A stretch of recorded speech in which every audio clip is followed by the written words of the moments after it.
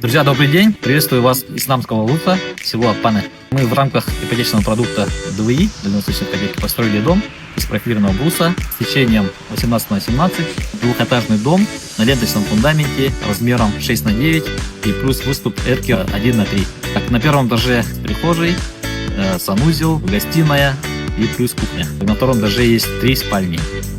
Здесь вот где выступ идет второй свет. Вот. Если хотите узнать стоимость такого дома в этом году, ставьте плюс.